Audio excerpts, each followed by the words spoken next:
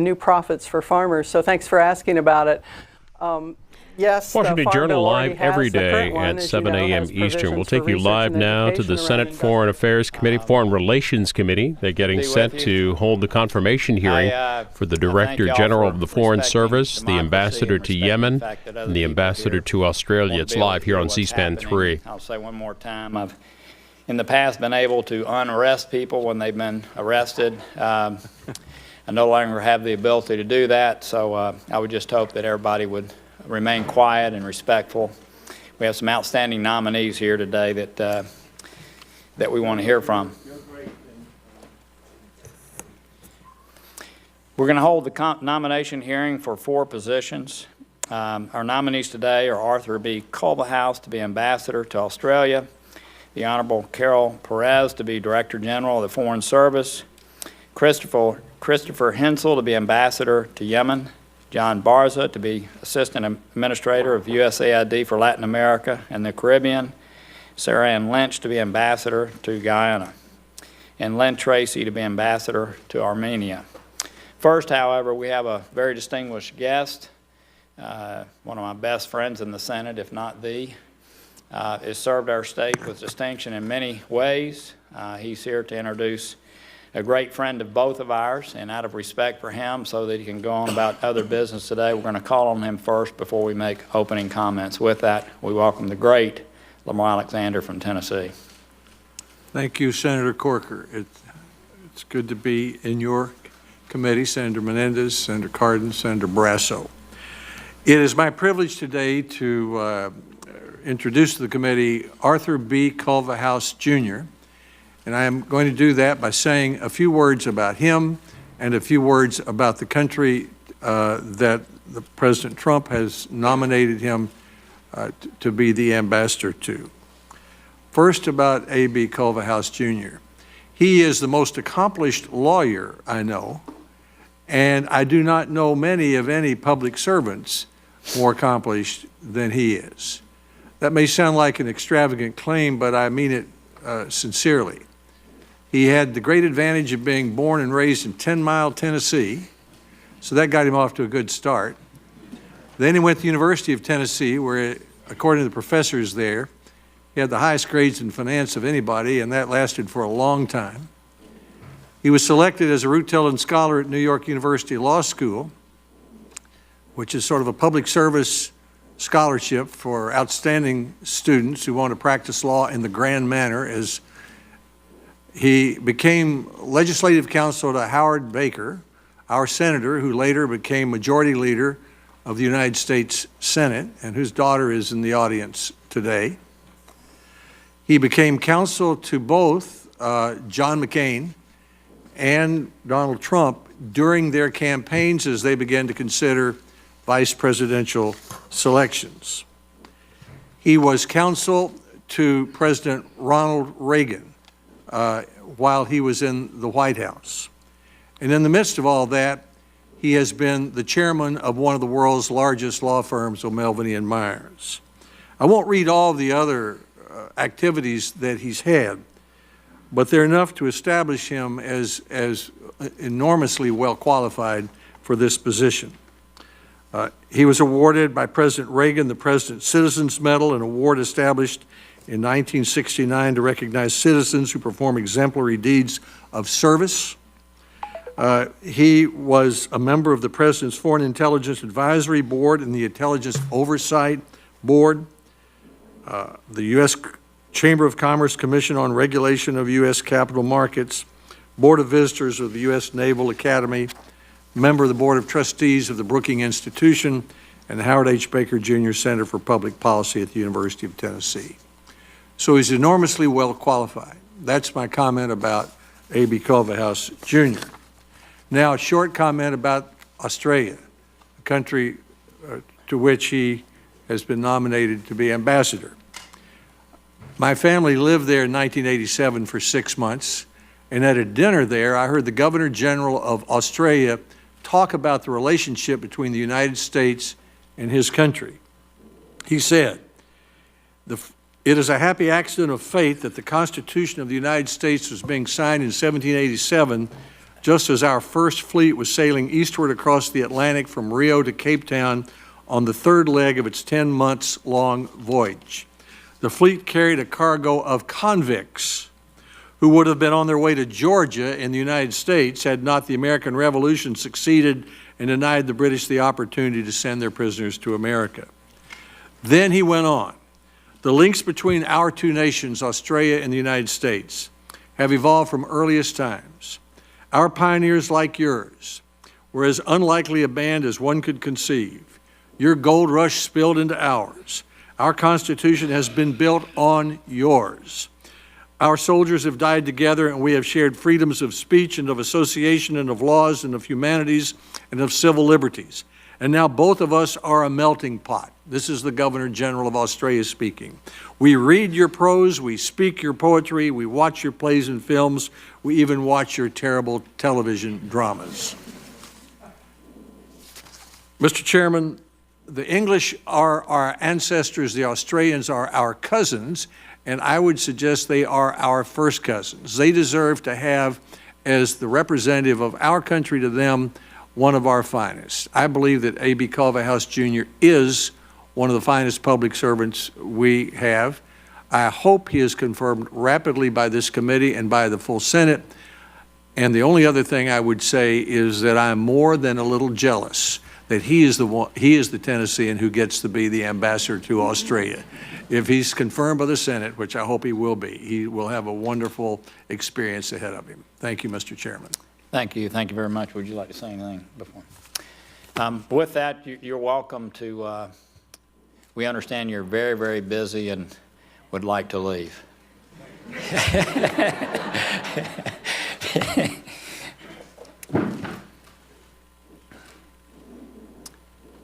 I'd like to also, before opening comments, recognize the fact that Darrell Issa is here. He's been nominated to be USTDA head, and at some point, hopefully soon, that'll be taken up.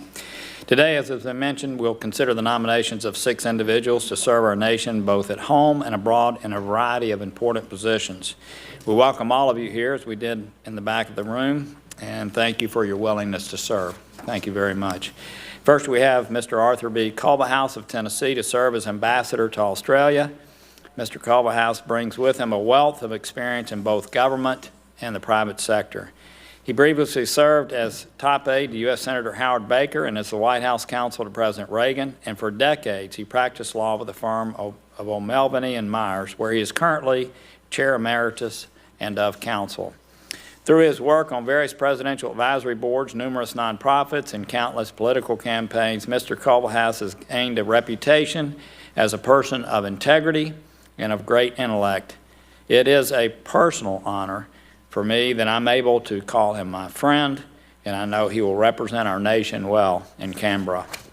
Next, we have Ambassador Carol Perez to serve as Director General of the Foreign Service and Director of Human Sources at the Department of State.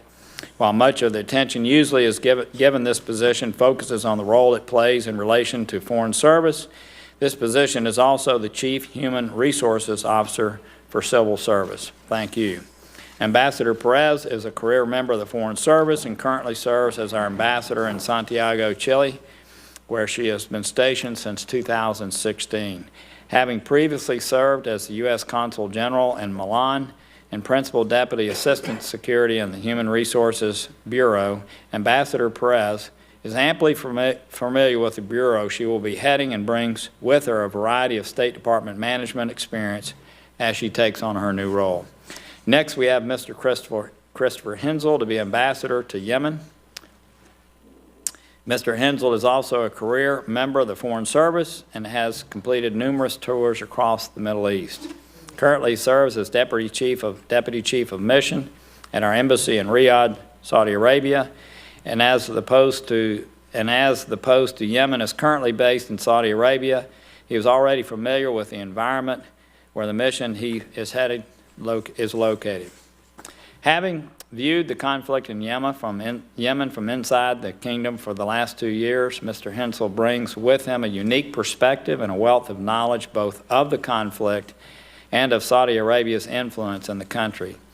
Accepting this position is a great responsibility, Mr. Hensel will have to navigate the political and social complexities of this region in an effort to bring peace to this war-ravaged nation.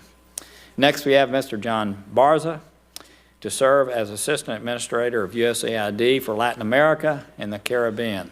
Mr. Barza currently serves as the Acting Assistant Secretary of Homeland Security in the Office of Public Liaison, and he previously served in the U.S. Army Reserves until his honorable discharge in 1996. Before joining the current administration, Mr. Barza led the strategic communications and business development efforts for various corporations and also served on the staff of former Congressman Lincoln Diaz-Balart.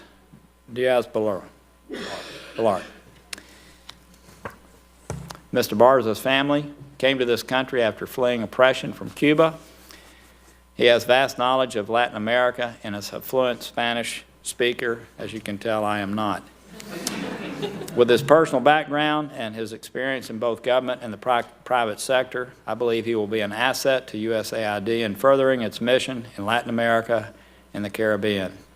Next, we have Sarah Ann Lynch to be Ambassador to the Cooperative Republic of Guyana.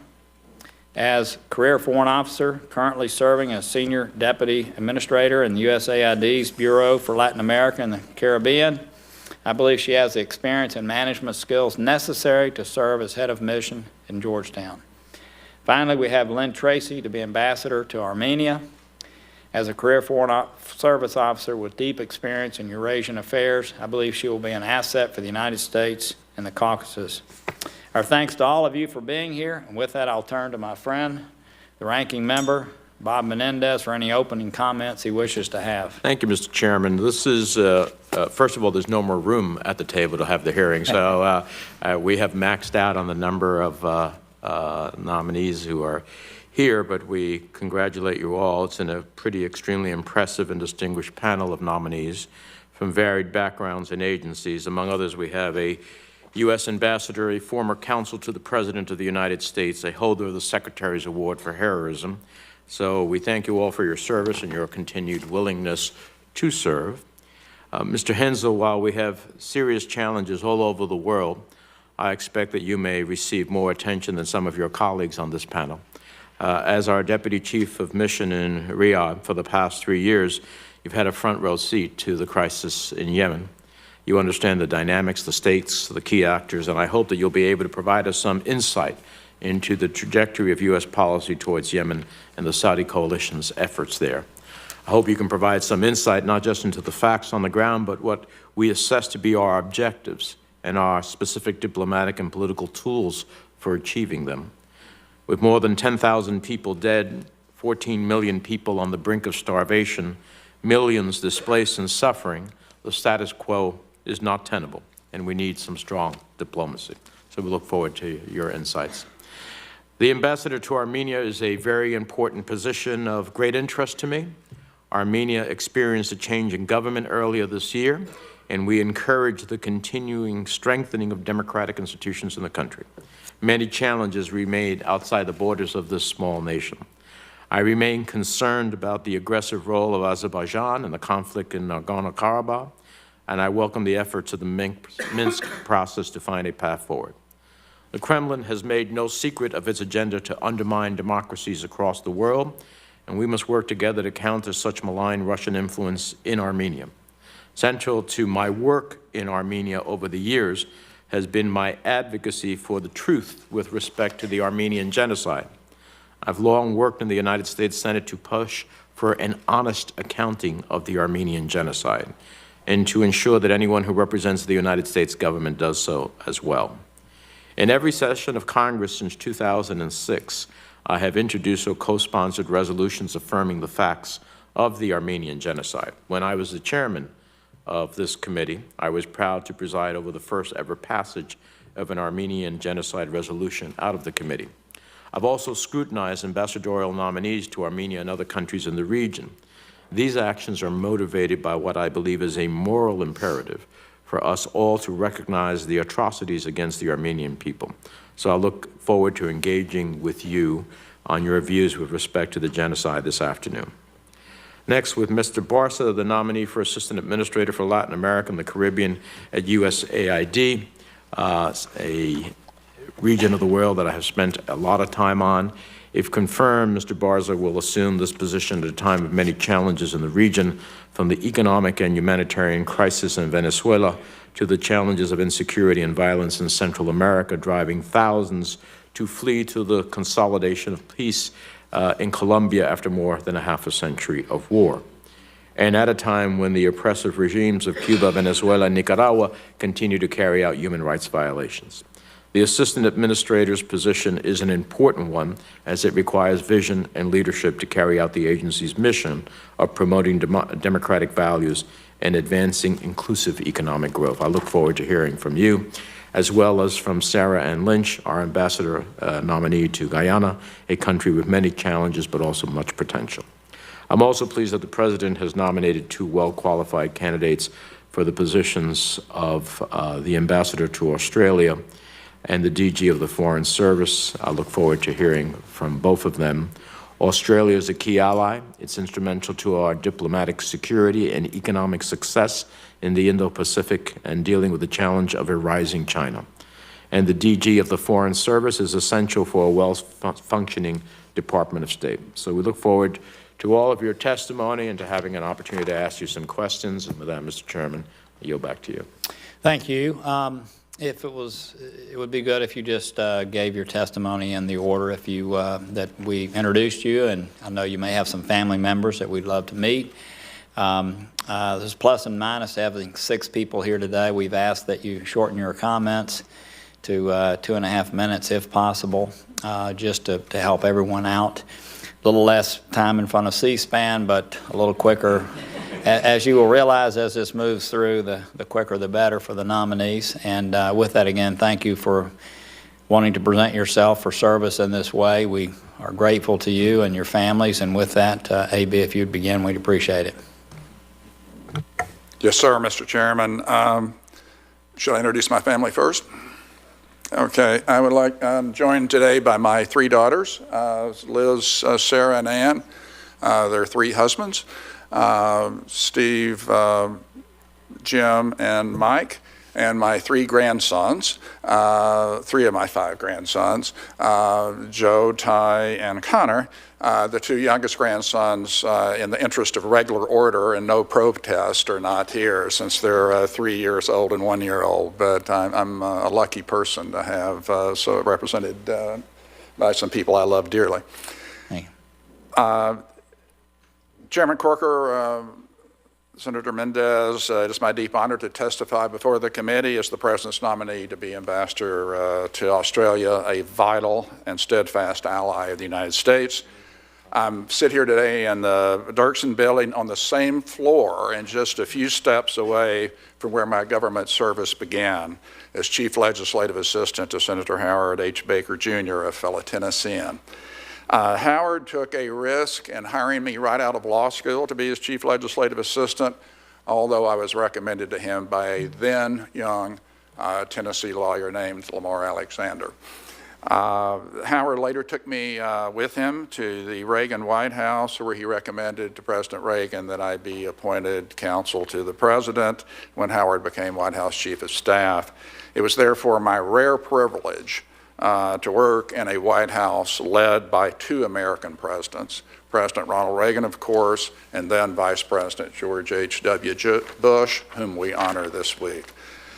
I very much appreciate Senator Alexander's introduction. More than that, I appreciate our longstanding friendship. I'm likewise grateful, Mr. Chairman, for your friendship and support. I would be remiss if I didn't pay tribute to your stellar service to the Senate and to our home state. More than anything, however, I treasure my 3 daughters, Sarah Culverhouse Mills, Elizabeth Culverhouse Callahan, and Ann Culverhouse Teague. I am thankful that if I am confirmed, they will continue to support me in this new adventure.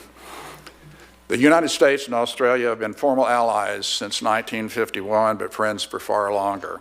Australian troops have joined us in every major military conflict for the past 100 years. That shared history resonates personally with me, as 2 of my uncles, my father's brothers, served in the U.S. military during the Pacific and World War II, while my father served in Europe. I have visited the Australian War Memorial in Canberra, where I learned firsthand about the sacrifices Australians have made to defend freedom and democracy worldwide, including, as I speak today, standing with us in Afghanistan and in the campaign to defeat ISIS. The relationship between the United States and Australia is as rock solid as ever, and if confirmed, it will be my solemn duty to ensure that our alliance remains as vibrant and strong as when the ANZUS Treaty was first signed in San Francisco. Australia is likewise a key foreign policy partner, working closely with us to persuade North Korea to denuclearize and to promote a free and open Indo-Pacific. Our economic ties are centuries long-standing and extremely consequential. The United States is far and away Australia's largest foreign investor. U.S. exports to Australia support 300,000 American jobs, while American companies now employ more than 300,000 Australians. Mr. Chairman, permit me to close by saying that if confirmed, I look forward to continuing to broaden and deepen these and many other relationships that tie our governments and our people so very closely together. Thank you. Thank you. Go ahead. Chairman Corker, Ranking Member Menendez, and distinguished members of the committee, I am honored to appear before you today as the President's nominee to be the Director General of the Foreign Service and Director of Human Resources at the Department of State. It would be my privilege to advance America's security and values by empowering and strengthening the workforce charged with this critical mission. Our Foreign Service, Civil Service, locally employed personnel, family members, and other colleagues who work at the State Department in Washington and at our 277 posts around the world. Secretary Pompeo noted in his confirmation statement, diplomacy is not for the faint of heart, especially at a time of growing global challenges. Mr. Chairman, for over 31 years, I have had the pleasure of working with capable, dedicated, and patriotic public servants. These women and men toil both at home and abroad in service to our country. They swear an oath to protect the Constitution, defend the Constitution, often at great sacrifice to themselves and their families. And I can think of no higher honor than directing the recruitment, development, and retention of our personnel. Mr. Chairman, I would like to take a moment to recognize the members of my family in the room, my husband Al, my son Michael, my daughters Marisa and Caroline, and her husband Jacob, who are here with me today. And they have stood by my side, and I'm forever grateful for their love and support. The Secretary noted in his confirmation testimony that his first priority would be setting the mission and empowering our people. And to that end, on May 15th, he lifted the hiring freeze, ending the workforce reduction plan. The department is actively recruiting and hiring to fill our highest priority, mission-critical vacancies. The Secretary has also made clear his commitment to filling senior vacancies, and if confirmed, these would be among my top priorities. Our employees are self-motivated and committed to the mission, but vacancies have had a demoralizing effect, and we must work hard to turn this around. Mr. Chairman, putting our people first is not just about hiring. It is also about retention, professional development, engagement, and workplace culture. Like the Secretary, I believe in fostering a culture of excellence, anchored in performance, accountability, and communication. And communication begins with listening, but also requires responsiveness and transparency. The Secretary has made this a priority, and if confirmed, I will follow his lead. Thanks to your longstanding bipartisan support for building a workforce that reflects our country's rich diversity, we have made important progress. Today's State Department looks and feels very different from the one that I entered in 1987. But we have a ways to go, especially in fostering diversity at more senior levels. If confirmed, I will work with the members of this committee to build on the progress we have made. Mr. Chairman, like our military, the State Department needs an array of different capabilities and skills to meet its mission.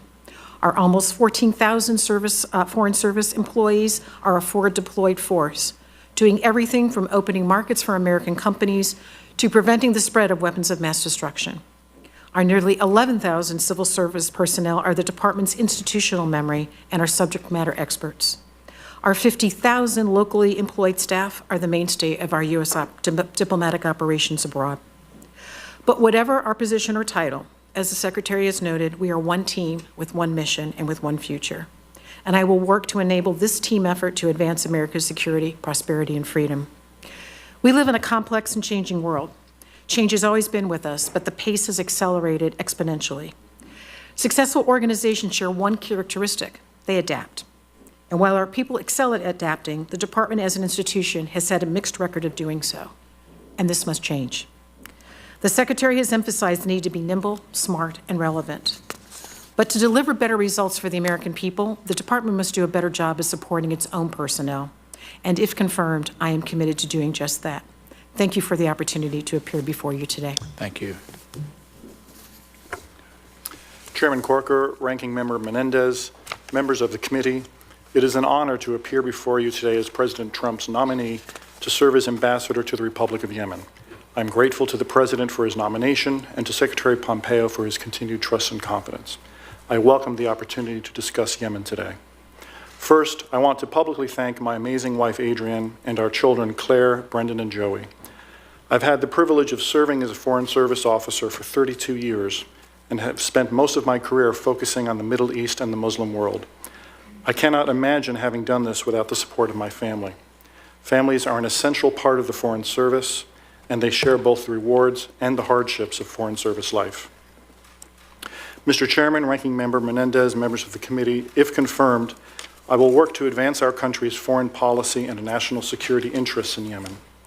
I will work to support the United Nations-led efforts toward a negotiated cessation of hostilities and a comprehensive peace agreement in Yemen, to bolster U.S. security cooperation with the Yemeni government to foster stability, support efforts to address the dire humanitarian consequences of the conflict in Yemen, and ensure the safety and security of U.S. citizens and employees under Chief of Mission Authority. If confirmed, I will continue the work of my predecessor and engage with the internationally recognized government of the Republic of Yemen, now operating in Aden and Riyadh. If confirmed, I will support the efforts of the Special Envoy, Martin Griffiths, to press for cessation of hostilities and to begin negotiations towards reconciliation, a comprehensive peace agreement, and a representative government. It is also imperative that we continue to urge all parties to allow commercial goods and humanitarian aid to reach the Yemeni people, something I know this committee has been very active on. In early November, the administration announced that it would cease refueling coalition aircraft after the government of Saudi Arabia notified the United States that it no longer required this assistance.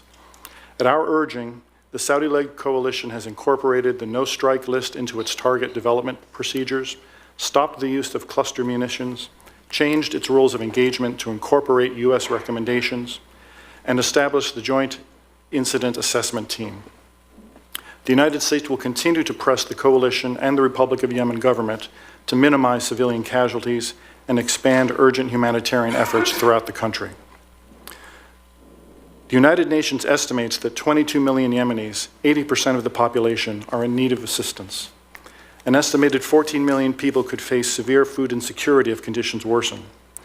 The United States is among the top humanitarian assistance donors to Yemen, providing more than $697 million since FY 2018, which includes nearly $131 million in additional emergency food assistance the Secretary announced on November 27th. A unified and prosperous Yemen, at peace with itself and its neighbors, is critical to the security of the Gulf region and to safe navigation in the Bab el-Mandeb.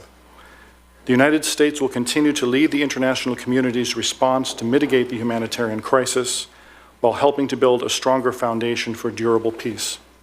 Chairman Corker, Ranking Member Menendez, I am grateful for this opportunity to appear before you today and look forward to answering your questions. Thank you. Mr. Barza.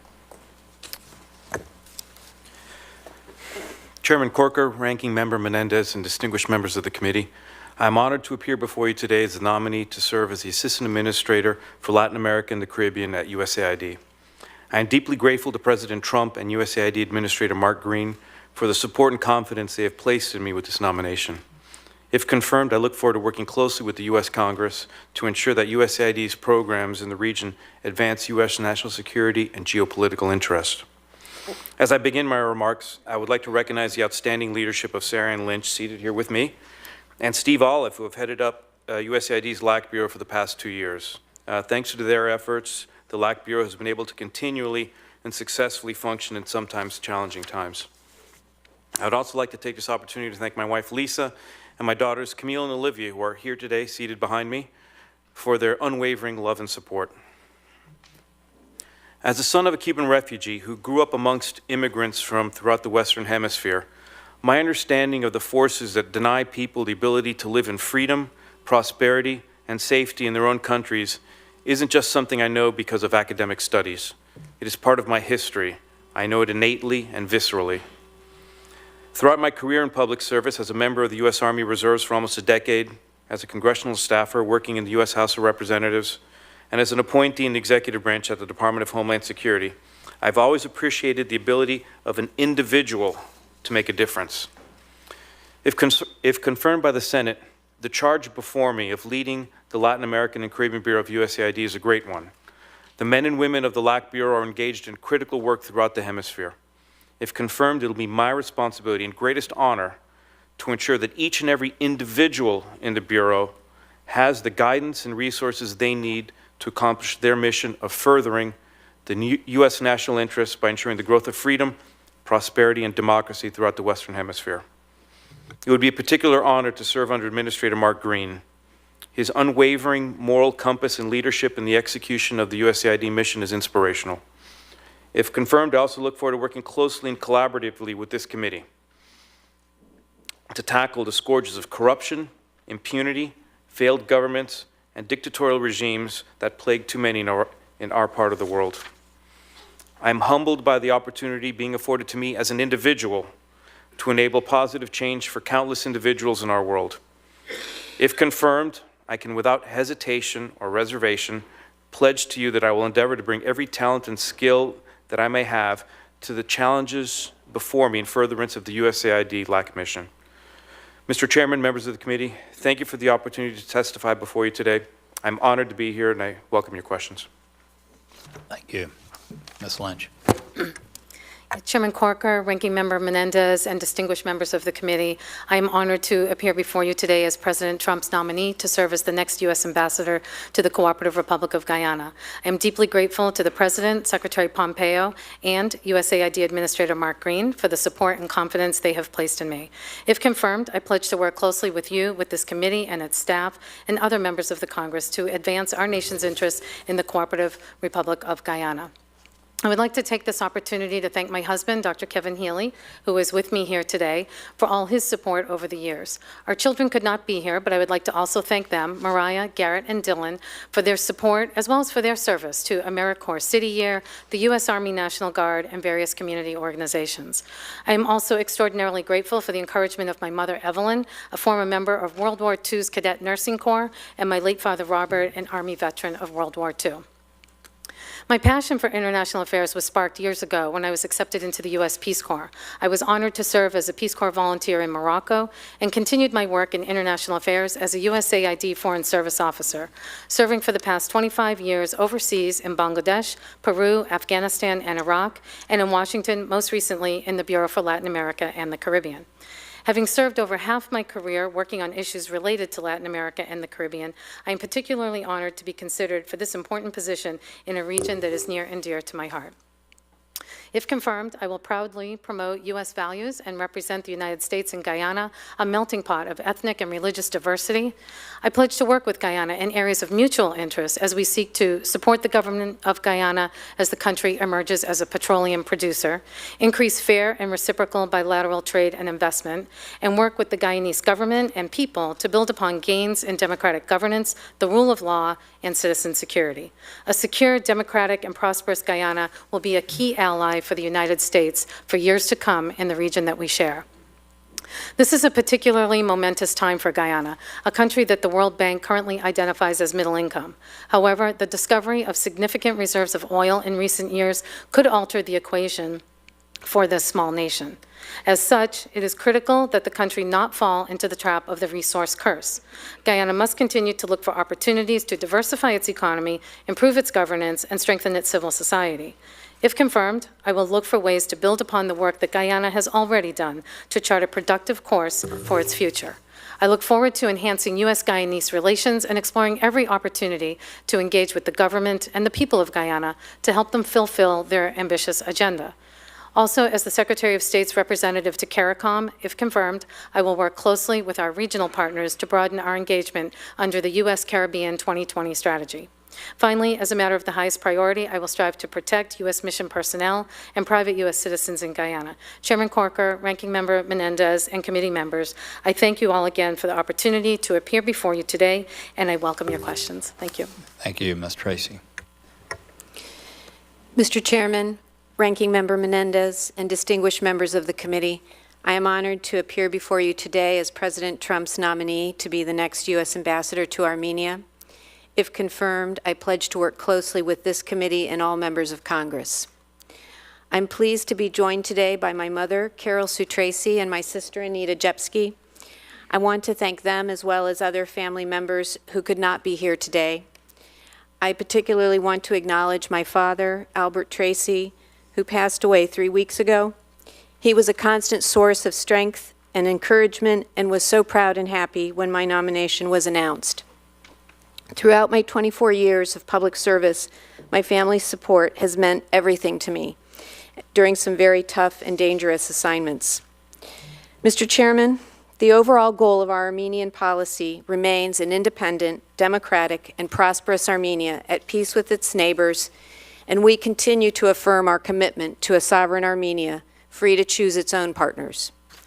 In April and May of this year, hundreds of thousands of Armenian citizens took to the streets with determination, but without violence, to hold their government accountable. Like so many others, I was heartened to see a peaceful transition of power. Armenia still has work ahead, however, to cement the gains of the past 6 months.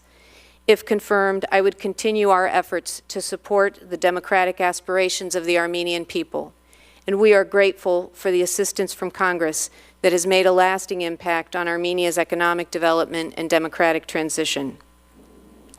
The peaceful settlement of the Nagorno-Karabakh conflict is essential for a more secure and prosperous future for Armenia and the South Caucasus.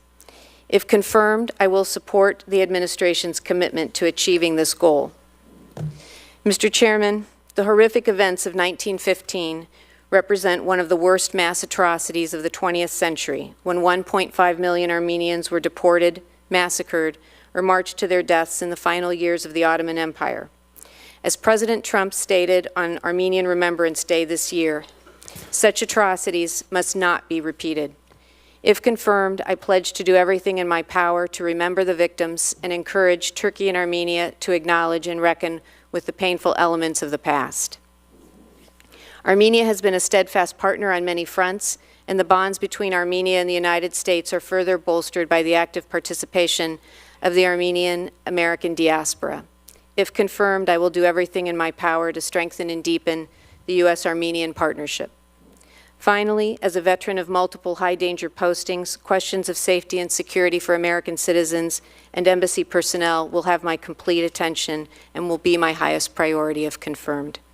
Mr. Chairman, thank you for the privilege of appearing before the committee and considering my nomination. I look forward to your questions. Thank you, and thank you all. I'll defer to our ranking member, Senator Menendez. Thank you, Mr. Chairman. Chairman, while I agreed to this panel, one of the challenges of having a large set of nominees with substantive geographic and jurisdictional issues is the ability to ask the questions. So I see there are other colleagues, so I'd like to reserve the right to come to a second round because I don't think I'll get to my questions in the first one. Absolutely. And by the way, thank you for letting us have this near the end of this Congress. I very much appreciate that. Thank you, Mr. Chair. Mr. Hensel, despite repeated assertions that there is no military solution to the conflict in Yemen, we have not seen an investment in a robust diplomatic strategy. And we, from my perspective, continue to pay only lip service to the support of the UN, I should say, Special Envoy Martin Griffiths' efforts to bring the warring parties to the negotiating table in Sweden, hopefully as soon as this week. In fact, the administration has argued against something that the Senate is presently considering, the Sanders-Lee resolution to remove U.S. forces from unauthorized hostilities in Yemen because of the prospects for renewed talks under UN auspices. But we have seen this pattern of hope for new talks followed by spoilers and collapse time and time again. So can you explain to me very specifically why there is such optimism about this particular set of talks in Sweden? And what specifically should the United States be doing? What leverage or conditions should we apply to ensure that this round of talks is different than all of the previously failed rounds of negotiations? Senator, thank you. Those are all very important issues that you raise. You're correct. There is no military solution to the conflict, and it is a tragedy what has been happening in Yemen. The administration is working to end the hostilities. It is supporting the efforts of the UN Special Envoy Martin Griffiths, and it is supporting him by engaging with important parties to the conflict. The humanitarian crisis is a tragedy. Millions are at or near starvation. The U.S. has put almost $1 billion toward alleviating the humanitarian crisis. The Saudis and the Emiratis have made similar efforts. Iran, however, has provided nothing to address the humanitarian side of the crisis, but instead has been exacerbating the military conflict with a wide range of weapons that range up to ballistic missiles and advanced UAVs. The administration is determined to both address the humanitarian crisis, support peace efforts, and ensure that the result is not an Iranian proxy on the southern border of Saudi Arabia and sitting I don't mean to interrupt you, but my time is limited, and I appreciate the overview, which I know. Yes, I had two specific questions which I'd like answered. Number one, why is there so much optimism about this particular round of talks compared to the past where we have had failures? Can you give me some insight into that? I'll start there, and then we'll move to the next one. Well, sir, I think it's appropriate to have measured expectations for this immediate round. I think it would be a great success if Mr. Griffiths were able to get the parties to show up, first of all, which the Houthis did not do during his last round. Griffiths has also advanced some confidence-building measures in order to get the process started, and actually a couple of those have come about. First of all, a plane load of wounded Houthis has gone to Muscat for medical treatment. This is something that Griffiths was not able to accomplish last time. It happened this time in no small part because the United States weighed in with a number of the parties, most importantly the Saudis, to make sure that this happened. So now that the Houthis have arrived in Muscat, I'm more optimistic that their delegation will go to Sweden. Griffiths has also been pushing for prisoner exchanges as a confidence-building measure. I saw in the news today that it appears that one of the first exchanges has actually taken place. So again, I don't think it's appropriate to be over-optimistic about this immediate first round, but we have seen a couple of small signs of initial progress, and I think we have great confidence in Griffiths, and I think that if he can get the parties to show up in Sweden this time, there's the prospect of getting a substantive process started. So that's a much more measured view of these talks. Let me ask you this. The Associated Press, Human Rights Watch, Amnesty International, a UN panel of experts on Yemen, have all issued reports detailing the torture of Yemeni detainees by Yemeni forces receiving support from the United Arab Emirates. There are also allegations that at times UAE forces themselves have directly participated in the torture and illegal detention of Yemeni detainees in a network of secret prisons. Mr. Hensel, my staff has told me that you read these reports. Can you confirm for me today that you did so? Have you read these reports? No, sir, I have not. I have been based in Riyadh for the last couple of years, focused on Saudi issues. And in preparation of this hearing, you have not read these reports? I've heard of the reports. I've read the I've heard of the UN panel of experts statement from January of 18, I believe. My colleagues in the department. First of all, the department is very concerned about these reports, and my colleagues in the department tell me that they are looking into these in large part to answer questions from this committee about it. Well, I would hope that before we confirm you, that you're going to get a chance to read these reports. If you were confirmed as the ambassador to Yemen, what was going to be your role in investigating the allegations of illegal detention and torture? Sir, the department has approached the Emirati government about this and is seeking answers from them. Okay, so let me go back to my question. Mm-hmm. If you were confirmed, Yes, sir. you are now the ambassador of the United States for Yemen. What do you envision your role, not the department's role, what do you envision your role being in this regard? Sir, if confirmed, I will also pursue answers to this question from the Emirati government and any other places we can look. I have a lot more questions, Mr. Chairman, but I'll yield for my colleague. Thank you. Senator Young. Mr. Hensel, in your prepared statement, you write, quote, "If confirmed, I'll work to advance our country's key foreign policy and national security interests in Yemen," unquote. And you go on to list those national security and foreign policy interests. The first U.S. national security interest you mention is supporting the UN-led efforts towards a negotiated cessation of hostilities and a comprehensive peace agreement in Yemen. Why do you believe a cessation of hostilities and a comprehensive peace agreement in Yemen is in the national security interests, not just the humanitarian interests of the United States? Well, sir, the conflict in Yemen, first of all, of course, is a terrible humanitarian catastrophe. But beyond that, from the point of view of our security interests, it has provided an opportunity for Iran to advance its goals in the region. Iran's involvement has become more and more worrying with each year of the conflict. So for that reason alone, I think we have an important interest in seeing a cessation of hostilities and a political settlement that involves all the Yemeni parties, including the Houthis, who are part of Yemen. Furthermore, as I mentioned, having a client of Iran secure on Saudi Arabia's southern border and next to the Bab al-Mandeb, where they could launch missiles whenever it is convenient to Iran, would clearly be a serious problem for our national interests. Just to fill in a little bit, using your own language, you mentioned Iran and how their ambitions in the region could be furthered by the perpetuation of this conflict and destabilization of Yemen moving forward.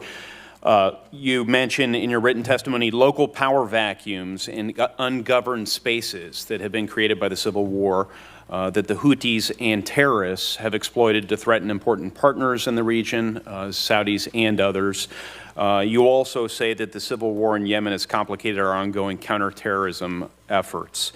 So particularly for my colleagues who don't yet share a sense of urgency on the national security imperative for ending the civil war, let me summarize what the Trump administration's nominee to serve as our next ambassador in Yemen has said here today. You've testified the ongoing civil war in Yemen has exacerbated the world's largest food security emergency, created power vacuums. I know I'm being redundant, but this is very important. Created power vacuums that the terrorists have exploited, facilitated Iran's ambitions, and complicated our counterterrorism efforts. Mr. Hensel, I won't ask you to comment on the following, because I know these decisions are made well above you. However, if the ongoing civil war has exacerbated the world's largest food security emergency and created these power vacuums and created further dangers of terrorism, it would seem we should use all available leverage to pressure the combatants to bring the civil war to an end. I've been arguing for some period of time, frankly, that we have not done that. We have leverage, particularly with the Saudis, and given the national security interests that the civil war is undermining, I still say we should use all of that leverage to achieve a negotiated cessation of hostilities and a comprehensive peace agreement. That's why I and Senator Shaheen and others have repeatedly called for this, and in my view, we clearly have not used all available leverage with the Saudis. So this is one of my reasons why we've arrived where we've arrived legislatively as a body here in the United States Senate. That's why Senate Joint Resolution 54, despite the opposition of the administration, is before this body. Mr. Hensel, on October 30, Secretary Pompeo issued a statement, which you're familiar with, on ending the conflict in Yemen. He called for the Houthis to stop missile and UAV strikes, and he called on the Saudis, with whom, again, we have partnered in this conflict, to stop airstrikes in populated areas in Yemen. On that very same day, Secretary Mattis called for ceasefire in the next 30 days, including a ceasing dropping of bombs. Now, by my count, 30 days from October 30 expired on November 29. Mr. Hensel, given the clear demand of our Secretary of State and our Secretary of Defense, have the Saudis ceased dropping bombs in Yemen? Senator. Yes or no, sir? No, not completely, sir. No. No, they have not. There have been, the Saudis and the Emiratis dialed back their military operations, especially around Hodeidah. My understanding is that the current situation around Hodeidah remains generally static. There have been some exchanges of fire across the line of control there, but there has been a reduction in the violence. Okay, so according to local media reports cited by Oxfam, there have been repeated airstrikes since November 29, including in Hodeidah, Hajjah, Sada, Sana'a. That includes 48 airstrikes yesterday alone. Mr. Chairman, with unanimous consent, I request permission to enter this list of airstrikes in the record. Without objection. So this is a list of airstrikes in Yemen just since November 29 that's been compiled by the UN High Commissioner for Refugees Civilian Impact Monitoring Project. I won't ask you to comment, Mr. Hensel, but I don't believe it is in our national security interests to do nothing when our Secretaries of State and Defense have been so clearly and directly blown off by Riyadh. Thank you. I yield back. Thank you. Senator Murphy. Thank you very much, Mr. Chairman. Mr. Hensel, I'm going to come back to you, but I'll give you a break for a moment. I wanted to bring Ambassador Perez into the conversation here for a moment because there are going to be some pressing issues that you're going to be dealing with should you be confirmed. I wanted to ask you about a number of reports that have emerged from senior diplomats who have given rise to concerns that the Trump administration has exacted political revenge at the State Department on career diplomats who worked on President Obama's foreign policy priorities, including the Iran deal, the Paris Climate Accord, and thawing relationships with Cuba by failing to promote them or by moving them into leadership positions that that were, clearly meant as a signal to them about their prior work. I understand the Inspector General is probing these allegations today.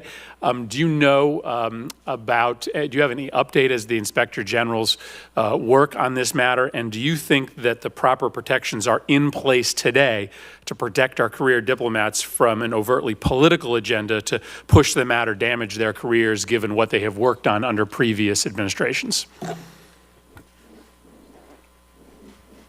Senator, thank you very much for that question.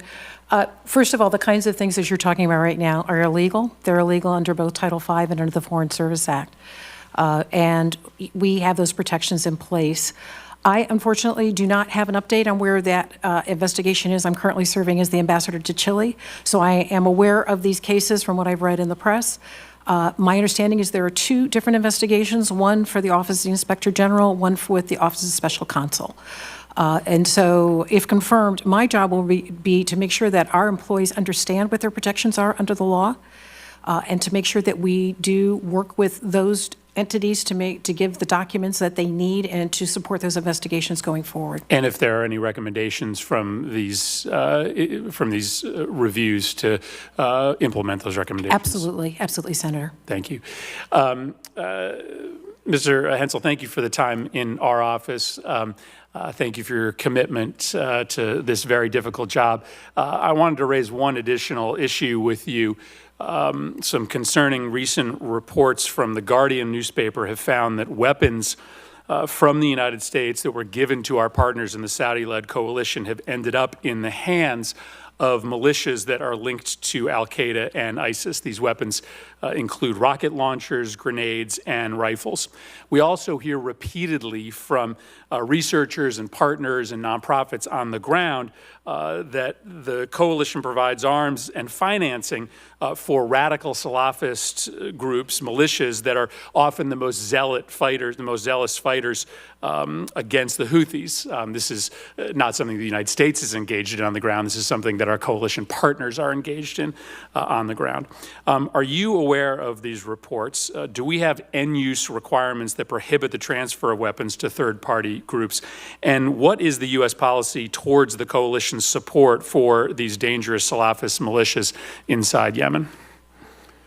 Well, Senator, yes, there are end-use requirements in place on weapons that are sold to partners of the United States overseas, and the U.S. government does checks to ensure that those are enforced. I've heard of these reports. I understand that they're being looked into. As for extremists on the ground in Yemen, yes, my understanding is that there are individuals and small groups that are mixed in with some of the groups that partners are supporting, especially the United Arab Emirates. This is something that the United States is engaged with our partners about, and I'd be happy to take the question back to get some more details for you. So let me just speak. Does the administration or the embassy have independent knowledge, separate and aside from the report in The Guardian, that these weapons ended up in the hands of these militia groups? I don't know, sir. I can take that question back for you. Okay. Thank you. And thank you for your acknowledgement that this is a deepening problem on the ground. It's not something that we talk about enough in the context of the war inside Yemen. This has happened in Syria. This has clearly happened in Afghanistan time and time again. When we give weapons to people that we think are on our side, they end up getting into the hands of people that we are in fact doing battle with. If that's happening inside Yemen today, if the weapons that we are providing to the Saudi coalition are ending up in the hands of groups aligned with al-Qaeda and ISIS, it's more and more evidence that we need to get out of this partnership as quickly as possible. Thank you very much, Mr. Chairman. Thank you, Senator King. Thank you, Mr. Chairman. Mr. Hensel, I appreciated the opportunity to dialogue with you earlier. The fact that you've already served once in Yemen, 97 to 99, that your service in Riyadh now, I think, makes you a good candidate for this position. One of the issues we talked about in my office was making sure that we have a meeting of the minds about the cause of the civil war in Yemen. And I don't want to put words in your mouth, but my understanding is while Iran is engaged in a lot of activity with the Houthis that we would be opposed to, just as they're engaged in other activity in the region we would be opposed to. Senator Coons and I just did a letter yesterday about prisoners being held by Iran, including Americans. The civil war in Yemen is driven, or there's an origin to that civil war, which is the Houthis' dissatisfaction as a minority with the way they're being treated by the government. And that is really the origin of the civil war, whatever Iran's participation in it is. Would you agree with me in that statement? Sir, it's a long story going back. The origins of the Houthis, at their very first beginnings, they had grievances with the regime of Ali Abdullah Saleh and their position in Yemen. They turned to violence to address those problems. Over the course of, I believe, 6 wars between the Houthis and the central government, their strength grew until they were in a position where they were able to overrun the capital. And some of their concerns were the way they were treated as a minority, and other concerns were corruption by the government that they objected to. I mean, they had a whole series of sort of concerns that were fomenting their dissatisfaction with the central government, correct? At their origins, they had a number of concerns like that. But as I said, they turned to violence to address those problems and touched off a chain of conflicts that has resulted in the terrible situation in Yemen today. And then Iran has been exploiting that division. They exploit a division in Bahrain when a 30% Sunni population essentially rules a 70% Shia population. There's dissatisfaction, and Iran moves in to exploit that dissatisfaction, which is not to be excused and must be countered. The reason I raise this issue is if I hear the Saudis, and also many from this administration, talk about the civil war in Yemen, they act as if it's all caused by Iran. And there's a very dangerous blindness if we look at the problem that way. The war in Vietnam between France and Vietnam was because of a failed colonial project. The U.S. had no equities in that war in 1954 after the French defeat in Dien Bien Phu. But we got convinced that it wasn't a colonial issue, that it was a battle against communism, and we took over the failed French colonial project in Southeast Asia, and it turned into this massive challenge for us. We misread the problem. We didn't recognize that a native population had real concerns about their own politics, and we tried to interpret it through our lens. I very much worry that administration policymakers and the Saudis are interpreting Yemen as if it's just an instance of Iranian adventurism. And I think if you look at the problem just from that lens, you miss what the problem is. And I appreciated the conversation that we had about it. We've got to deal with Iranian bellicosity in the region, but if we're not also willing to deal with legitimate grievances of populations that feel like they're under the thumb of a corrupt or unresponsive central government, then we'll misunderstand it. And I really will count on you giving our policymakers good advice about that, should you be confirmed. I want to say to you, Ambassador Perez, congratulations on your nomination and your service. Virginia is a very militarily connected state, but we also have 3,500 FSOs who call Virginia home. And I think the American public has gotten really good, whatever they think about the status of wars abroad, of really sincerely thanking our men and women who serve in the military, but we're not as good at thanking our other civil servants who serve in difficult positions abroad. Many FSOs get posted to places that they might not have chosen. They get posted to places where they can't take their family. And some of you in the panel have taken such posts. So I think your work in this new position is very important to advocate for, and hopefully some of us will help you in that, advocate for the needs of some wonderful public servants. Finally, I want to ask you, Mr. Kohlhaas, congratulations on your nomination. This is an incredibly important position. I'm very intrigued with the notion of the Quad as our military and other leadership discuss a loose affiliation, military and otherwise, between the United States, Japan, Australia, and India. And I'd like just to, if I could ask one question as I conclude, offer your thoughts about the utility of this idea in terms of both security cooperation and more broadly economic cooperation in the Indo-Pacific. Thank you for your question, Mr. Senator. It's I frankly need to know more about the Quad. I think in the briefings I received, people have been excited about it, excited about the opportunity. They think it should be a priority that I should look at if I'm lucky enough to be confirmed. And certainly the challenges, the threats, and the geopolitical competition, if you will, from China and the region is such that I think the Quad initiative is one that's definitely should be pursued. Excellent. Well, I'll just remind everybody that the Big Ten has 12 teams now, and the Big 12 has 10 teams. So just because I call it a Quad doesn't mean we can't have other nations that want to join in, also participate, and I would encourage you on that as well. Well said, sir. Thanks, Mr. Chair. I'm just reading a note. I'll just, at this point in time, the witnesses are saying, thank goodness for Yemen. Not that quick, Mr. Chairman. Okay. I do want to just say, I know you're in Saudi Arabia now as a DCM. We heard the clearest testimony I've ever heard from intelligence this morning. I've been here 12 years. I've never heard, ever, a presentation like was made today. There's no doubt in my mind if the Crown Prince was in front of a jury, he would be convicted unanimously of murder in 30 minutes. I do hope that somehow the administration will find a way to speak to this. I know that we're going to take this issue up, and it ties into Yemen, as you know, because of the conflict that is taking place there. To allow a crown prince to plan the sawing up of a journalist, to monitor that, to know that, and for that to go without any statement from the United States of America of condemnation. Could you share with me a little bit about how, in a culture like Saudi Arabia, that affects a close-knit royal family and their sense of what they're able to continue to do once the world knows they've done this and they move on with impunity?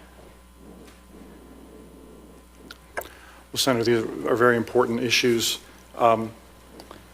The administration has condemned what happened to Mr. Khashoggi. It was an atrocity, and it continues to press for accountability for the persons responsible. I think inside Saudi Arabia, I left about a week after these events came to light, but at that point it seemed as if, unfortunately, popular opinion was rallying around the royal family. There's a sense that the leadership was being unfairly attacked from outside. Whatever that, however that progresses, the administration believes that there needs to be accountability for what happened to Mr. Khashoggi. Senator Booker. Thank you very much. Forgive me for not being here when a lot of the other questions were asked about Yemen, but I'm going to go right there as well. Just ask first and foremost, really there's a counterterrorism issue that it keeps being talked about. In the midst of the conflict in Yemen between the Houthis and the coalition, Al-Qaeda and the Arabian Peninsula and other groups really do remain potential threats. We heard about that in our classified briefing. To Hensel, in your testimony, you noted that the war in Yemen has complicated our ongoing counterterrorism efforts. Is it possible that as long as the war continues, Al-Qaeda in the Arabian Peninsula will find plenty of ungoverned space to thrive, and that this is going to actually create a worse of a threat? Senator, I can't predict how the situation will progress, but it is definitely the case that the war in Yemen, which has been fueled and exacerbated by Iranian weapons, has made it more difficult for the United States to pursue its counterterrorism goals, mostly in the eastern and southern part of Yemen. Yes, sir. And so how would you characterize right now AQAP's current power position in Yemen as it relates to its threats to the United States? The UAE, sir? No, AQAP. AQAP, sorry. AQAP remains active in ungoverned spaces in eastern and southern Yemen. The U.S. is engaged with its counterterrorism partners, including the UAE and Saudi Arabia, to push back on that threat. There have been a number of notable successes over the past year or so, including the killing of an important leader of Al-Qaeda. This is an effort that the administration will continue, but bringing about a cessation of hostilities for the other conflict in Yemen, the Houthi war, and the establishment of an interim government that can better control Yemeni territory will certainly make the counterterrorism struggle easier for the U.S. to succeed at. And I'm sure you've heard today from my colleagues this sort of bipartisan concern about the war, about the humanitarian consequences, the god-awful realities on the ground for children and other civilians. And maybe for me, and you may have said this already, but can you make it clear to me at least what policy changes you're going to advocate should you be confirmed, that are going to be different from years past? Are you planning a sort of a different policy agenda to try to deal with this crisis that now has, I've watched now over many months, just grow worse? Well, Senator, the administration's policy shaped here in Washington and in consultation with Congress remains to support efforts to bring about a political settlement among the parties in Yemen, which include the Houthis. And in our assessment, the best way to bring that about is to continue to support the efforts of the UN Special Envoy, Martin Griffiths. And in fact, this week, he is likely to convene the parties in Sweden. There have already been 2 important confidence-building measures carried out. The transfer of some Houthi wounded to Muscat for treatment, and some discussions about prisoner exchanges, which seem to be bearing fruit. As I said earlier, I think it's appropriate to be cautious about when assessing the prospects for some immediate breakthrough, but as a first step, bringing the parties together will be more than anyone's been able to do for the past couple of years. Well, again, I'm grateful that you're willing to step into what I think is one of the more urgent humanitarian crises on the planet Earth, with implications for the region. And I'm hoping that as you step up to this very important post, that what you said in your answer to me continues to be the case, or in a more robust way is the case, which is your willingness to engage with Congress. And right now, I have a lot of frustrations with how the administration is engaging or not engaging, and I'm hoping that from your position you will cooperate fully with us in sharing information and as you using your word, consultation. But again, thank you for your willingness to step forward and put yourself up for such an important post, not just the United States, but for all of humanity. There is a indivisibility to human dignity, and the assaults on human dignity that are happening in Yemen diminish the dignity of this country and humanity as a whole. So thank you. Senator Markey. Thank you, Mr. Chairman. Last Wednesday, we had a vote on the Senate floor on the Yemen War and the War Powers Act. But on the same day, Secretary Pompeo announced $131 million in additional food assistance for Yemen to be provided through the UN World Food Program. However, that announcement came after the World Food Program had already raised the alarm that in recent weeks, imports through Hodea have fallen by nearly 1/2 at a time when half of the country's population is on the brink of starvation, and when 85,000 children have been estimated to have died from starvation in Yemen. How does the administration, Mr. Hensel, expect the World Food Program and other agencies to successfully implement food distribution with this new funding without also sufficiently addressing humanitarian access constraints by parties to the conflict, including U.S. allies, the Saudis, the Emiratis? How do we do that? How do we get their cooperation? You can say that you're going to send in the food. The kids are dying. But we have other countries who are allegedly our allies who just have not been cooperating and, in fact, are the cause of the problem.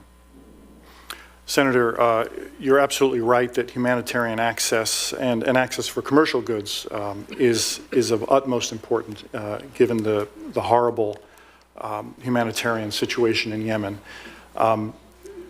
When problems have come up from time to time over the last couple of years, like the one you just described in Hodeidah, the administration has engaged with the UN, with the Saudis, with any party we could in order to try to straighten out these bottlenecks. The administration was engaged last week over some difficulties in the port of Aden. I'm not familiar with the news you just mentioned, but I'm sure that the administration at senior levels will be engaging with the Saudis if they are the source of the problem. The American Embassy in Riyadh also engages regularly with the Saudi officials who manage these permits and I'm sure they will be doing that as well. Well, you know, my wife retired as a two-star admiral and had been the chief of behavioral medicine at the National Institutes of Health. And what she always tells me is that individuals and countries are the same. You either have reenactment or you have reconciliation. So my fear here is we're just going to go through reenactment. That we can say we're going to send in the food, but if the Saudis, the Emiratis are not really going to cooperate, then we're just going to see a further exacerbation and, in fact, reenactment of what we've been going through. So without firm commitment by our government to ensuring that these countries get out of the way so we can get to these kids, we're just going to see a dramatic additional increase in unnecessary deaths, without access, it just is not going to work. So this concept, I like the concept, but that's only 20% of life. 80% of life is execution. So if we can't pull this off, we can't get in there, then it's just going to wind up with additional futility. So I just say that to you, Mr. Hensel, and we have high expectations that this problem is going to be alleviated and not exacerbated.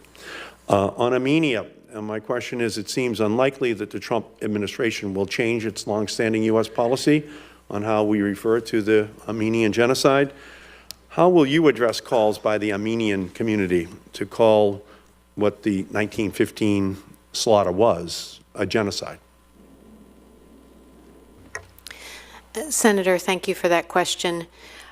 Let me be absolutely clear.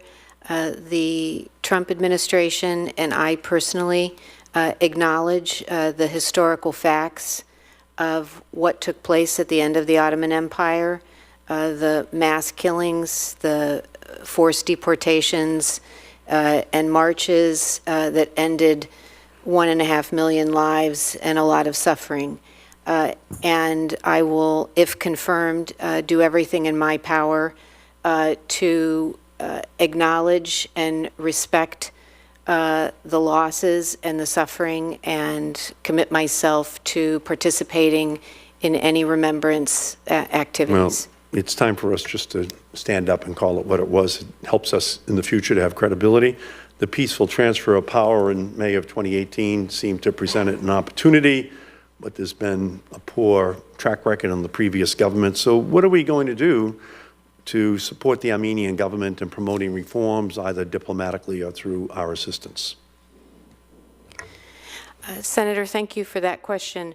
It was a very remarkable moment, what happened this past spring, to see a peaceful transition of power. And since then, we have mobilized resources to focus on 3 areas: fighting corruption, which is a place where this new government has also set a high priority, and we're working to try to assist them on that. Continuing to strengthen civil society, where we have a long record in Armenia, and where I think that played an important role in what happened this past spring, and supporting an independent media. These are 3 areas that help maintain accountability, I think buttress the checks and balances that are necessary in a democratic society. And so those are the areas where we're going to work to help support the democratic aspirations of the Armenian people. I hope so. Armenians in America are maybe the most successful ethnic group.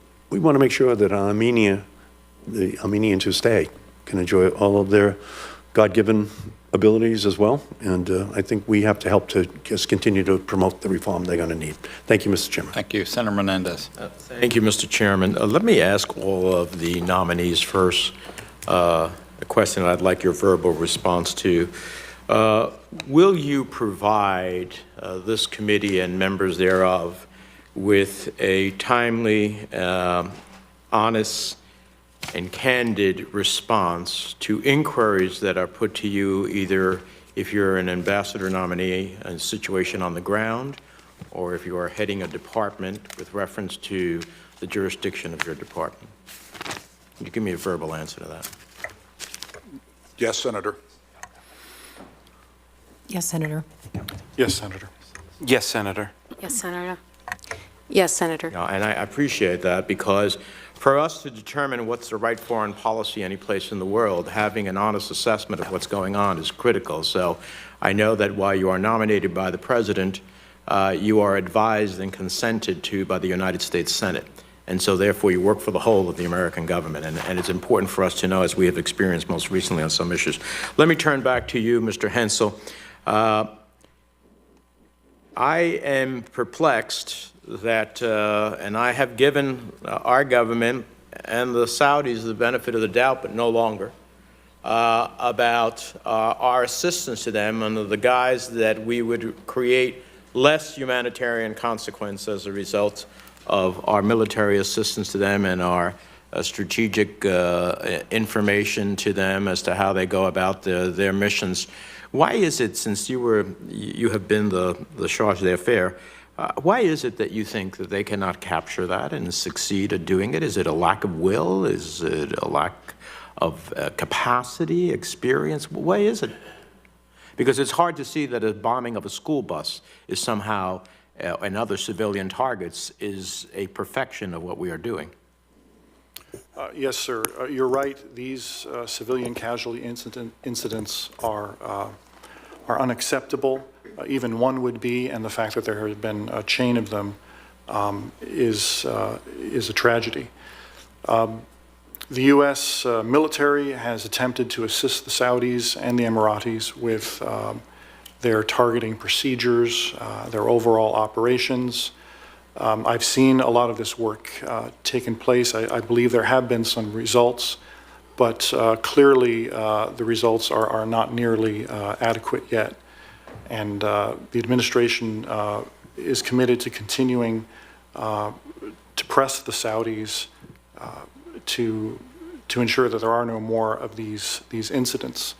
You ask why there has not been an improvement. My impression from being there is that while the operational levels of the Saudi military have taken on board the lessons they've gotten from the U.S. military and through their own desire to avoid more of these problems, there's still a lack of discipline in some parts of the Saudi command structure, and they sometimes bypass all the good procedures that they've set up. And we often find that is at the root of these new civilian casualty incidents. The problem with that is when you bypass the procedures and there's no consequences for bypassing, and you allow that bypassing to go on with impunity at the end of the day. Let me turn to Ms. Tracy. Do you acknowledge that from 1915 to 1923, nearly 1.5 million Armenian men, women, and children were killed by the Ottoman Empire? Yes, Senator. As I stated, the administration and I acknowledge the historical facts that you have mentioned. You can keep your microphone on, because I'm going to have a series of questions for you. Do you acknowledge that on May 24th, 1915, the Allied powers of England, France, and Russia jointly issued a statement explicitly charging, for the first time ever, another government of committing crimes, quote, against humanity and civilization? Senator, I'm not aware of that particular event.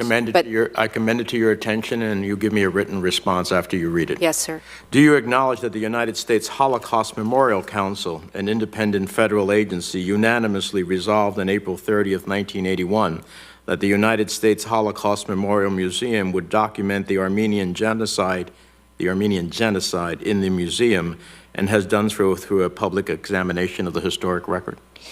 Senator, I will provide a written acknowledgement to you of that. You acknowledge that Henry Morgenthau, the United States ambassador to the Ottoman Empire at the time, said that the Turkish government's deportation order for the Armenians was, quote, a death warrant to a whole race, and an aim which, quote, they made no particular attempt to conceal in their discussions with him? Yes, Senator, I acknowledge the facts of that reporting of Ambassador Morgenthau. Would you discipline or otherwise punish an employee of the U.S. Embassy in Armenia for an honest remembrance of the Armenian genocide? Senator, I would expect that, as with myself, we follow the policy of the administration, and the policy is that we acknowledge the historical facts of the events of 1915 as a mass atrocity, and that we participate in any remembrance activities. And I'll just say, as a senior leader in the Foreign Service, I am always open to debate on my team. I don't punish people for expressing their viewpoints, but as members of the executive branch, at the end of the day, we support the president's policies. This is the problem with nominees who come before us, and it's not you particularly, that in fact we have a historical reality. 1.5 million people were massacred. That's a genocide. And yet we send an ambassador to a country. We'll have them go to a memorial of a Holocaust of the Armenian people, and yet they won't be able to call it a genocide. Pretty ironic. If we are not able to acknowledge the past, we're destined to relive it. And so I hope the department, this is not unique to this department, it's been going on for a while, we need to change that reality. It's very impossible. You know, I gave you a series of questions because I'm trying to give you all the other elements, but the reality is it seems that we cannot have the words come out of our lips, off of our lips, Armenian genocide. That's what took place. That's what history shows. That's what the world recognizes. That's what our own federal agencies recognize, like the Holocaust Museum. So I hope that you'll look at those other questions and give me answers in order to get to a better place. There's some efforts for a U.S.-Armenia tax treaty. I hope that you will work to advance the timely negotiation of this accord to help promote transparency and protect U.S. investors from the threat of double taxation, if you are confirmed. Senator, if confirmed, I will be very pleased to look further into this issue. My understanding is that the lead federal agency is the Treasury Department's Office of Tax Policy, but I will certainly be very happy to look into this issue further with the Treasury. It is, but as the ambassador, if you promote it, then we will hopefully move it along. So I hope you will do that. Yes, sir. Thank you. Now, Ambassador Perez, I want to follow up on questions that Mr. Murphy raised with you. I have asked the State Department for a series of information, emails, memos, and other information with reference to the targeting of career employees for retaliation of their perceived political beliefs and other elements, of which I have not received, which is legitimate oversight of this committee. No difference than when we had Benghazi hearings and a whole host of others in the past. So in the absence of receiving that, I will continue to hold nominees until I can get a response. But having said that, do you agree, if you were to be confirmed, that any such targeting of career employees, whether for perceived political beliefs, ethnic origin, or association with prior policies, is illegal under federal law? Senator, I do agree. And if confirmed, what will you do to communicate to the officers within your purview that any such targeting or retaliation is unacceptable? And how will you ensure that the appropriate targeting or retaliation does not occur? Sir, I believe communication is really critical. Senator, is really critical in this regard. We have to make sure that the employees of the State Department understand what are prohibited personnel practices, and I think that would be my role, if confirmed, to do that, and to make sure that our employees know where they can go if they believe that their rights have been violated. And there are, as we discussed earlier today, the Office of the Inspector General and the Office of the Special Counsel are two entities that would look at that review. There's also an accountability part of this that needs to be addressed, and obviously once we have the results of those, to deal with accountability. I think I heard your answer to Senator Murphy. I just want to make sure that you are committed to implement, if you are confirmed, any of the recommendations put out by the Inspector General or the Special Counsel. Yes, sir. If, again, I don't know the specifics of the cases right now, but yes, sir. Generally, the recommendations made by the Office of Inspector General are taken very seriously by the department, and we'll be committed to responding to those. Okay. Responding to doesn't mean implementing. Sir, yes, to implement those questions, absolutely. Okay. I don't know what they're going to say, so I just don't know if I have the authority to do that in the job that I'll have. I appreciate that, but within your authority. Within my authorities. Okay, and one last question for you. I have, for years, in my 26 years of doing foreign policy between the House and the Senate, had a real challenge with the State Department's lack of diversity. America's Foreign Service should look like America in both gender and race and ethnicity. What will you do to work, since this comes under your bailiwick, to make the State Department more diverse than it is today? It's one of the worst of the federal agencies that we have. Sir, I couldn't agree more. As I said in my statement, the State Department looks a little bit different today than when I joined, but we are not doing a good enough job, especially at the senior levels. We have to be able to weave diversity into the fabric of our entire life cycle of talent management. So it starts obviously with recruitment, but it continues through promotion, succession planning, the entire talent management cycle.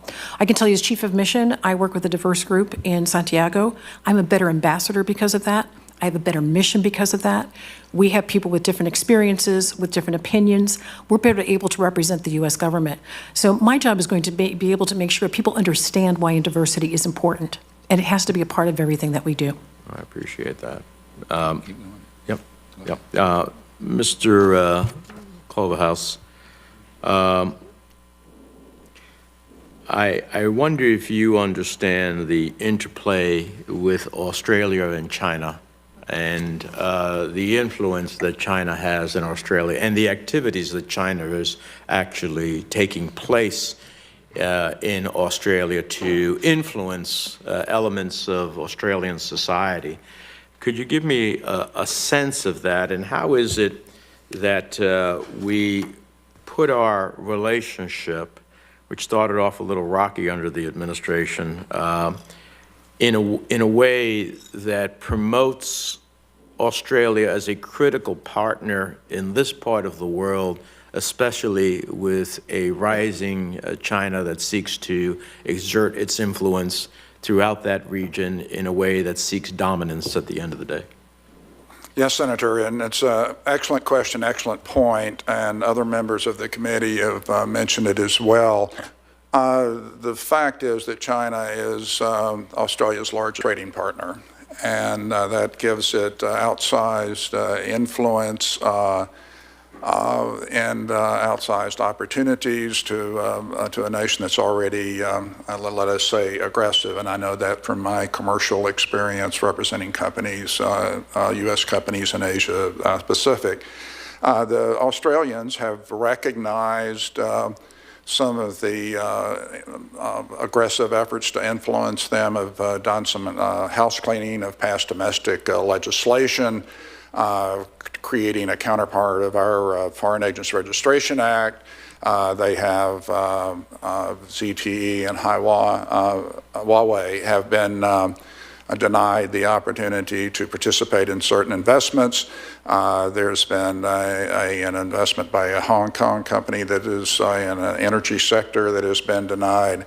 So I think the Australians are already quite sensitized to it, but just let me say that I view the strategic and security relationship between the United States and Australia to be strategically critical, and I will be, if confirmed, will make an assessment of efforts by third countries, third parties to undermine that relationship. And if there are such efforts, including China, I will not refrain from forthrightly reporting same to up the chain to the department and to speak publicly if and as required. Very good. Finally, Mr. Barsa, and Ms. Lynch, you'll forgive me, but you're not going to the world's worst assignment, so you know it's this role is incredibly important in the Western Hemisphere. I have serious concerns about where we're headed in the hemisphere. I have serious concerns that I expressed to the administrator about the continuing part of AID's mission in democracy and human rights.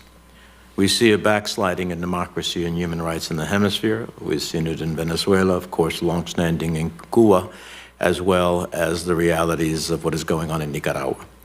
But that's not it in and of itself. We have a series of movements across the hemisphere of changing constitutions under the guise of having a democratic process only to give people to continue to stay in power for longer periods of time. So AID's mission on democracy and human rights is critical. We constantly see budgets that are sent to us that would dramatically cut those elements.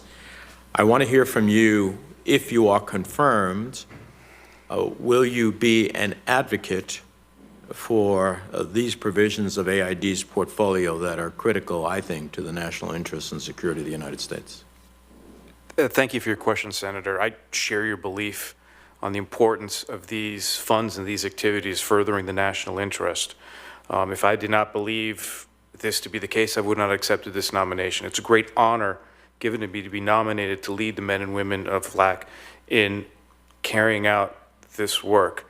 I can certainly, without hesitation, commit to you, members of the committee, that certainly any funds coming to me from the United States Congress to expand freedom, prosperity, and democracy in the hemisphere, I'll ensure that they're spent in an efficient manner, and I will advocate for this work within the process, within the administration. Mm-hmm. And as an example of that, one of our challenges, and I'll close on this, I have a series of other questions which I'll submit for the record, and I would ask you all to the extent that I have questions sent to you for the sake of time and your families here, not to belabor it, but give me a substantive answer, please. Central America. Yes. Perfect example of our own national interest. This is not being a good neighbor. Our own national interests and our national security. The reason that people flee Central America is they have a choice. Stay and die, or see my daughter raped, or see my son forcibly put into a gang, or flee and take a chance at living. Until we change the dynamics of those countries, we will continuously have this challenge. So AID's mission, in part, in governance and institution building, in democracy and human rights in these countries, are critical for our own interests in our long-term elements. So I hope that if you are confirmed, you will be an advocate of that, because I think it's critically necessary for us to change the dynamics of what we see at the border as a result of the realities of what's happening on the ground in Central America. Thank you, Senator. I most assuredly will be an advocate for that.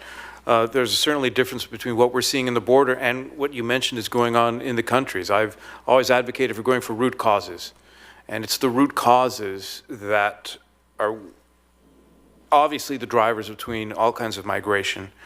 And certainly, you know, if confirmed, I will absolutely be working towards those. I'm heartened by some data I've been seeing in El Salvador that where USAID funds work closely with INL and State Department have worked to drop homicide rates. And interestingly enough, with the drop of homicide rates in El Salvador, what we're seeing in the border is less Salvadorans coming into the border. So while that may not be replicated in the Western Highlands and Guatemala and Honduras, there may be some best practices there. But I agree with you wholeheartedly on the need to go to the root causes. Thank you, Mr. Chairman. Thank you for the courtesy and allowance. Absolutely. Thank you all for being here. I'm going to ask one question, and then the rest of them I'll do in writing to make it easier for you and those who are with you. But to Ms. Perez, Section 404 of the Department of State Authorities Act 2017 required the Secretary of State to establish a 3-year pilot program for lateral entry into the Foreign Service that targets mid-career individuals from civil service and the private sector. This was something we pushed for and we think can enhance the department in a very positive way. This is it's months overdue, as the statute requires, and I just want to have your commitment that you'll implement this program as required by law. Thank you, Senator. Yes, my understanding is that because of the hiring freeze, this program has not yet been implemented, but I really do look forward to working with you and the committee about on what this program might look like. We need to get the best people we can find, no matter, it's a very complex world we live in, and I think we need to look creatively and innovatively at how we staff. So I look forward to further discussions on this. Thank you. What we'll do is keep the record open until the close of business on Thursday. I would hope that there'd be some miraculous way to have a markup before we leave here. I don't know when we're leaving here with all of the things that have occurred, but hopefully the process you went through to prepare for the hearing today will make you even more prepared for the assignments you have upcoming. Thank you again for your desire to serve our country in this way, for your families, and supporting that. And with that, the meeting is adjourned. We need an ambassador who is not opposed to Saudis. That's right. Stop the war in Yemen. I oppose this nominee. Part of the problem is part of the solution.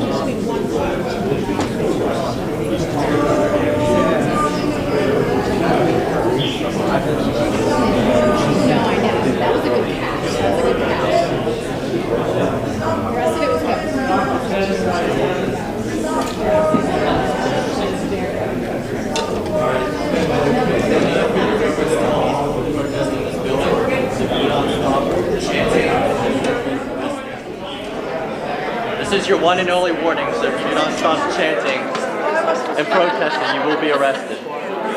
Just to be clear, everybody heard that warning, correct? Stop the war on Yemen Okay, is well, it's been something issued to to get you, arrested for.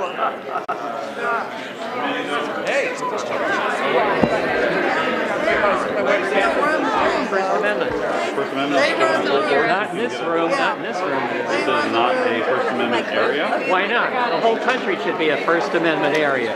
Well, that's your opinion. You're No, entitled to it's it. not my opinion. It's the opinion of the people that founded this country. It's what the Constitution says.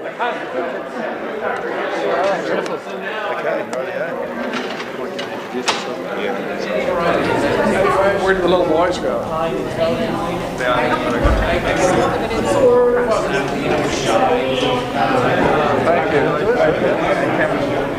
Thank you.